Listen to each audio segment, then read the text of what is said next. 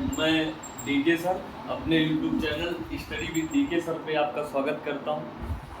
जैसा कि आप जानते हैं कि मैं प्रतिदिन विज्ञान विषय के कक्षा 9 से 12 तक के किसी एक विशेष टॉपिक पर अपना एक वीडियो लेकर आता हूँ। इसके पहले मैंने दो चार वीडियो में विशेष टॉपिकों पर वीडियो लेकर के आया हूँ, जिनमें से आपने विशेष टॉपिकों को देखा होगा।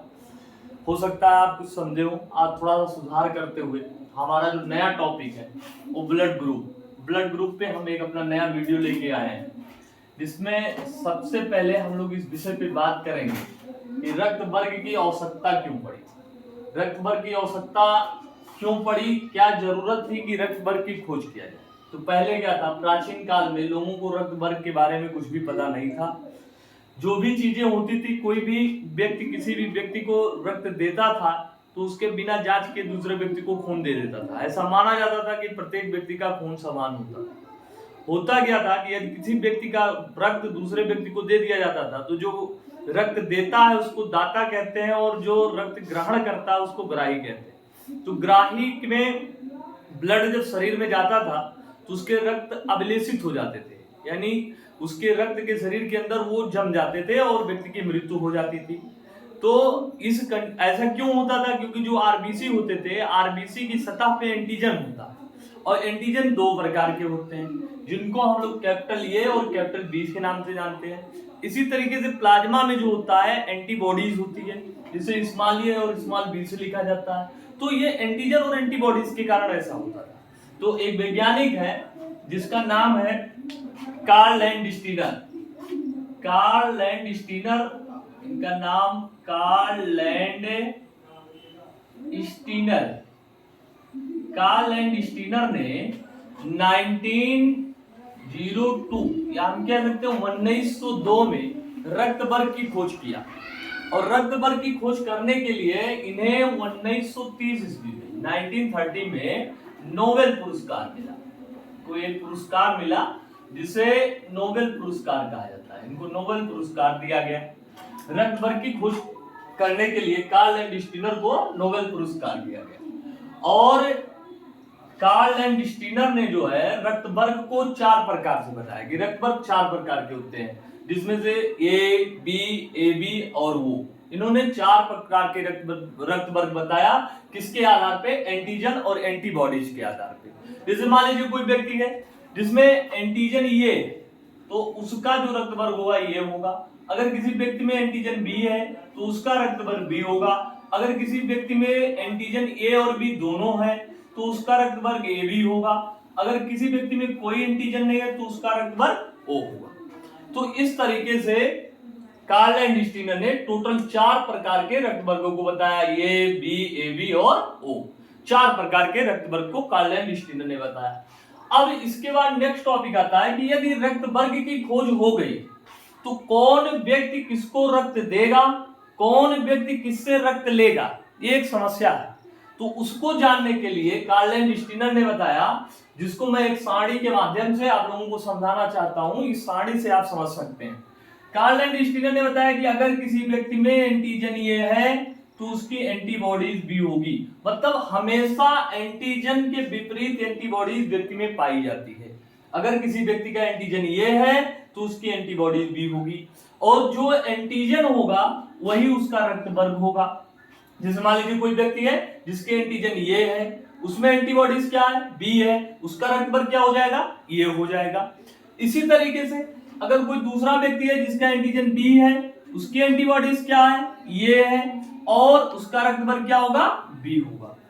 इसी तरीके से अगर कोई व्यक्ति है जिसकी एंटीजन ए बी है तो उसमें कोई एंटीबॉडी नहीं होगा और उसका रक्त वर्ग ए बी होगा। और अगर कोई किसी व्यक्ति में कोई एंटीजन नहीं है तो उसका रक्त वर्ग क्या होगा? ओ होगा, और उसकी एंटीबॉडीज क्या होगी? ए बी होगी। अब ये प्रश्न है कौन किसको रक्त दे सकता, मतलब कभी भी एंटीजन और एंटीबॉडी समान नहीं होना चाहिए। मतलब ए के साथ ये होगा तो व्यक्ति के रक्त का आश्लेषण हो जाएगा और वो ग्राही की मृत्यु हो जाएगी। यदि मान लीजिए बी के साथ बी आ गया तब भी इसे समूहन कहते हैं, और जब समूहन होगा तो व्यक्ति की क्या हो जाएगी? मृत्यु हो जाएगी। मतलब उसकी बॉडी डेड कर जाएगा, यानी जो रिसेप्टर होगा वो डेड कर जाएगा। तो इसके लिए हम देख सकते हैं चार्ट के माध्यम से कि यदि किसी का ब्लड ग्रुप ये है तो वो रक्त कौन कौन से ब्लड ग्रुप वाले व्यक्ति को दे सकता है। जैसे मान लीजिए किसी का रक्त वर्ग ये है तो ब्लड वो किसको देगा, रक्त वर्ग ये वाले को दे सकता है या AB को दे सकता है। यानी कि ब्लड ग्रुप ए को रक्त दे सकता है और AB को दे सकता है। इसी तरीके से अगर किसी की ब्लड ग्रुप बी है तो बी वाला किसको किसको रक्त दे सकता है, बी को दे सकता है, AB को दे सकता है। इसी तरीके से अगर किसी का रक्त वर्ग AB है तो ये किसको रक्त दे सकता है, AB वाला खाली AB को देगा, बाकी किसी को नहीं देगा। इसी तरीके से अगर मान लीजिए किसी का रक्त वर्ग O है तो ये रक्त किसको किसको दे सकता है, ये A को भी दे सकता है, B को दे सकता है, AB को दे सकता है और O को दे सकता है। यानी ये देने वाली साड़ी है। इस चार्ट में इस कॉलम में आप देखेंगे तो पूरे कॉलम में आपको ये बताया गया कि अगर किसी का रक्त वर्ग ये है तो वो रक्त ए को दे सकता है, AB को दे सकता है। अगर किसी का रक्त वर्ग बी है तो बी को दे सकता है, AB को दे सकता है। अगर किसी का रक्त वर्ग AB है तो वो रक्त AB को दे सकता है, बाकी किसी को नहीं दे सकता। अगर किसी का O है तो वो A को दे सकता है, B को दे सकता है, AB को दे सकता है और O को दे सकता है। इसी तरीके से अगर किसी का ब्लड ग्रुप ये है तो रक्त लेगा किससे किससे, A से लेगा और O से लेगा। अगर किसी का ब्लड ग्रुप B है तो रक्त किससे लेगा, B से लेगा और O से लेगा। अगर किसी का ब्लड ग्रुप AB है तो रक्त किससे लेगा, A से लेगा, B से लेगा और AB से लेगा और O से लेगा। अगर किसी का रक्त वर्ग O है तो केवल रक्त किससे लेगा, O से लेगा। तो इस ओवरऑल कॉलम को देखने से, इन दोनों कॉलम को देखने से एक निष्कर्ष निकलता है कि AB एक ऐसा रक्त समूह है जो सबसे रक्त ले सकता है और जो सबसे रक्त लेता है उसे सर्वग्राही कहते हैं या यूनिवर्सल रिसेप्टर के नाम से जानते हैं। इसको हम लोग क्या कह सकते हैं, यूनिवर्सल रिसेप्टर कहते हैं। रिसेप्टर हाई स्कूल की परीक्षाओं में बार बार ये प्रश्न पूछे जाते हैं कि सर्वग्राही कौन सा ब्लड ग्रुप है, सर्वदाता कौन सा ब्लड ग्रुप है। तो ये बार बार अल्टरनेट कई परीक्षाओं में बार बार पूछे जाते हैं कि सर्वग्राही रक्त वर्ग कौन सा। तो हम क्या बता सकते हैं कि सर्वग्राही जो है वो AB है, क्योंकि ये सबसे रक्त ले सकता है लेकिन केवल AB को रक्त देता है, बाकी किसी को रक्त नहीं देता है। इसी तरीके से अगर हम ब्लड ग्रुप O की बात करें तो ब्लड ग्रुप लेने के मामले में केवल O से रक्त लेता है, लेकिन देता किसको किसको है, A को भी दे सकता है, B को भी दे सकता है, AB को भी दे सकता है और O को दे सकता है। इसलिए इसको हम लोग क्या कहते हैं, सर्वदाता या यूनिवर्सल डोनर के नाम से जानते हैं।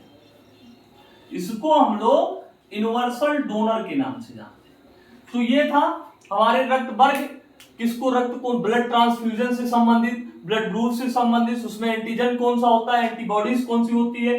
अब इसमें बात ये आती है कि जैसे हम कभी ब्लड चेक करवाते हैं जब अपना किसी भी पैथोलॉजी पे, तो हमको ये बताया जाता है कि आपका ब्लड ग्रुप जो है ये पॉजिटिव है, बी पॉजिटिव है, AB पॉजिटिव। मान लीजिए किसी का ब्लड ग्रुप AB पॉजिटिव बता दिया गया, B पॉजिटिव बता दिया गया, इसी तरीके से AB पॉजिटिव, O पॉजिटिव, इस तरीके से बता दिया गया।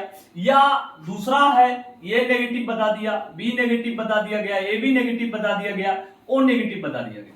तो जो हम लोगों के मन में एक प्रश्न चलता है कि blood group A, B, AB और O तो हमें समझ में आया ये क्या होता है, लेकिन ये पॉजिटिव और नेगेटिव क्या चीज होती है, ये चीज नहीं समझ में आती हमको।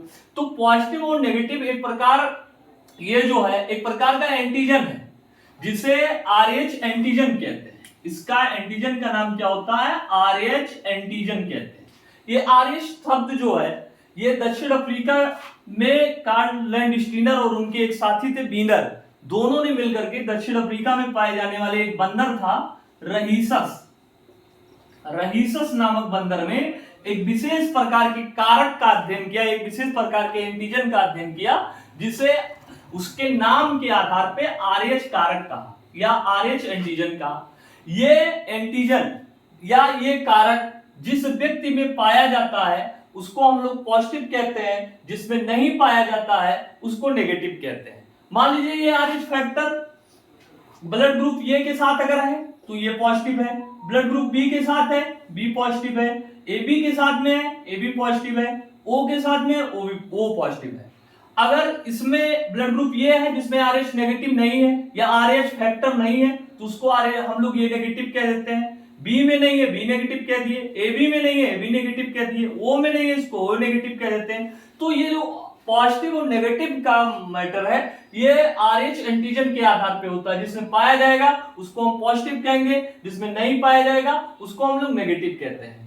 RH पॉजिटिव और नेगेटिव इसका एक अपना रोल है, इसके आधार पे भी हम ब्लड डोनेट करते हैं, जिसके विषय में कल हम लोग एक दूसरे वीडियो में इसके आगे जोड़ते हुए थोड़ा आगे पढ़ेंगे।